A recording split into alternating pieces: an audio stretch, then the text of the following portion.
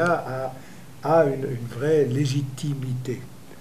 Or, tout ce qui est légitime honore.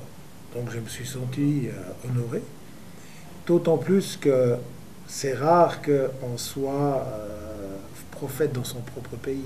Donc c'était une grande reconnaissance du milieu. Alors évidemment, ça génère de l'émotion, mais ça génère aussi une certaine fierté et ça génère une certaine satisfaction.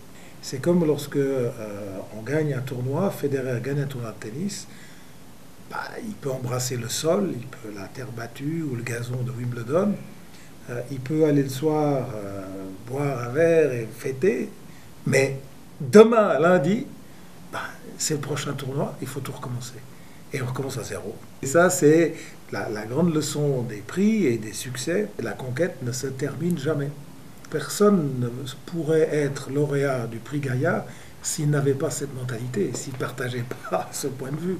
C'est le point de vue essentiel de tout entrepreneur. J'ai été franchement honoré par la profession et que j'ai rencontré à l'occasion du prix Gaïa le soir même des gens qui m'ont surpris par le compliment qu'ils me faisaient et qui m'ont vraiment fait plaisir. Je me suis senti pendant un certain moment beaucoup moins seul.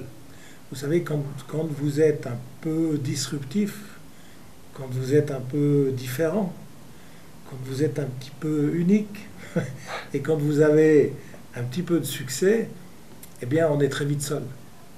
Et quand on est très vite seul, bah, c'est une solitude qu'on arrive à assumer, c'est évident, mais de temps en temps, de savoir qu'on n'est pas seul et qu'il y a de la reconnaissance autour de soi, fait chaud au cœur.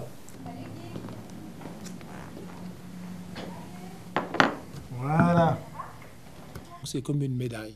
D'ailleurs, si le prix Gaïa pouvait être une médaille, je la porterais.